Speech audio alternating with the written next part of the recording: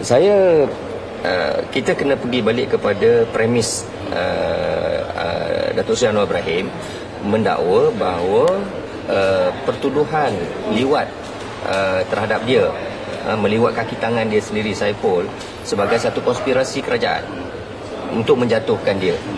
Pertama yang kita perlu faham, kes ini berbeza dengan kes dahulu kerana Saiful ni adalah kaki tangan dia. Dia yang temuduga, dia yang pilih, dia yang gajikan, dia yang meletakkan position Saiful dalam pejabat dia.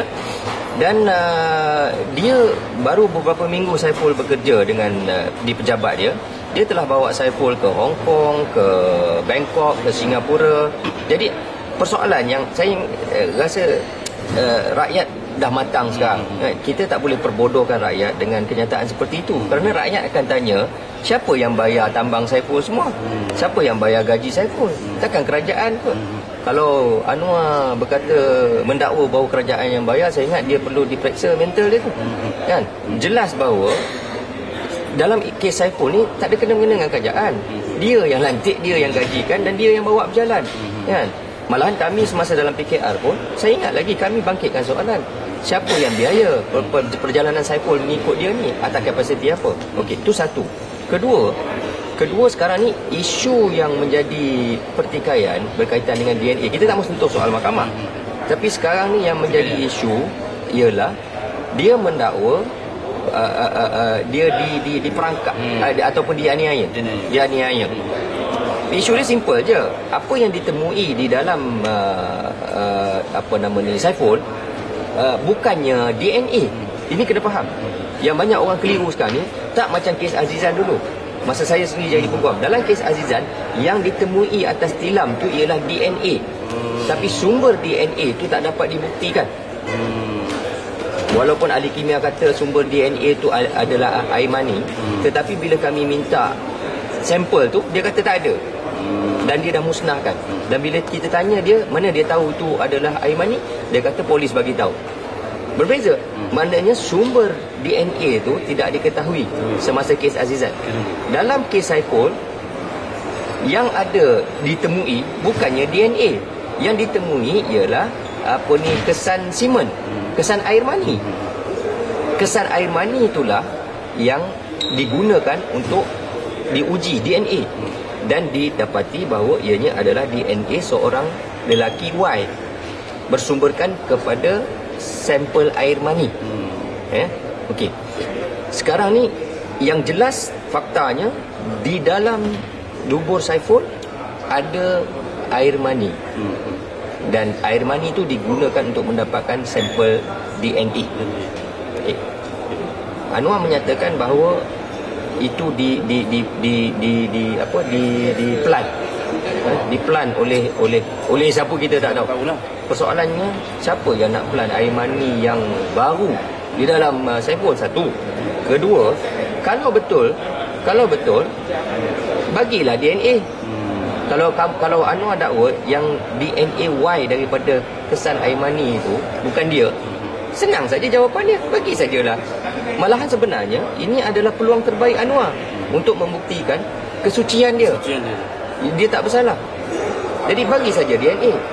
Apa yang jadi masalah besar sangat sampai tak mau jadi DNA? Kan? Dahlah, pada saya sebut dalam tulisan saya kata dahlah, sumpah pun tak nak. Sumpah walaupun mufti Perlis cadang kepada dia suruh bersumpah, dia kata Syekh Yusof Qaradawi tak bagi. Sekarang DNA dia kata Syekh Kapal tak bagi. Ini bukan soal. Ini soal nak menentukan bersalah atau tidak. Bukan soal mahkamah. Soal dia punya dakwaan sendiri. Sepatutnya Anwar melompat ambil peluang. Macam mana kita tengok macam orang-orang dia melompat tunjuk cek go bola apa semua bila dia ada. Nampak? Nampak double standard. Dalam kes ni kalau betul bukan, beranilah. Berani, tunjukkan keberanian, kejujuran, berdepan dengan kebenaran, bagi saja. Kalau terbukti yang DNA dia daripada darah dia tak sama dengan DNA Y yang dijumpai daripada air mani dalam dubur Saiful tu, tak dijumpai, ini pada saya lah boleh menumbangkan kerajaan. Sebab orang akan hilang kepercayaan pada kerajaan.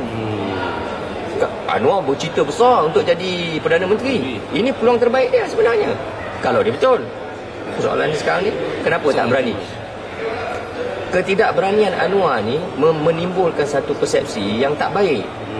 Menyebabkan rakyat berpandangan negatif pada dia. Itu satu. Tapi yang lebih penting pada saya, Anwar satu hal, dia mungkin ada masalah peribadi dia. Tapi penyokong-penyokong tu, pada saya, sahabat-sahabat saya, saudara-saudara saya dalam PAS, takkan tak nampak, kan? Nak tunggu apa? Takkanlah nak bagi DNA tu pun konspirasi kerajaan. Apa kena mengena dengan kerajaan? DNA tu darah daripada dia. Kalau nak, dalam mahkamah, doktor cucuk darah tu, ambil, biar mahkamah sign darah tu, ni darah Anwar. Kalau takut sangat. Tapi kenapa kita menjadi begitu buta sampai kita jadi, dalam Quran dia sebut sumung bukmung onyung pahum. Kita jadi pekak, kita jadi buta, kita jadi bisu. Kerana apa? Kan? Ini kesilapan yang dibuat oleh Yahudi dan Nasara dulu. Bila datang kebenaran Rasulullah, mereka mengambil sikap pekak, bisu dan buta. Dan akhirnya mereka musnah. Jadi kita tak nak lah, sahabat-sahabat kita dalam PAS dah berjuang lama. Kenapa tak mau berdepan dengan kebenaran? Yang paling penting kebenaran, bukan politik. Jangan letak politik sebagai Tuhan kita. Saya pernah sebut, mempertuhankan politik. Jangan sampai mempertuhankan politik. Sebab politik ni hanya alat saja untuk mendapat Islam, bukan matlamat. Dalam situasi ini, adakah kita boleh katakan PAS mempertuhankan politik? Saya khawatir akan ada tanggapan seolah-olah ada segelintir, bukan semua. Sebenarnya grassroots kita pergi tak macam tu. Tapi ada segelintir di kalangan kepimpinan PAS yang meletakkan politik sebagai keutamaan. Matlamat mendapat Putrajaya sebagai keutamaan. Bukan lagi dakwah Islam, bukan lagi menggunakan politik sebagai medium untuk berdakwah. Tetapi politik itu sendiri dah jadi matlamat. Ini yang kita khawatir. Itu yang khawatir. Takut tak menjadi mimpi utama Putrajaya sebagian daripada orang. Saya khawatir ada segelintir kepimpinan PAS yang berkiblat kepada Anwar ni dibuai oleh mimpi indah Putrajaya. Ini yang kita khawatir. Yang kita khawatir bukan mereka. Mereka nak hancur dengan Anwar, itu masalah mereka. Tapi kenapa nak hancurkan PAS?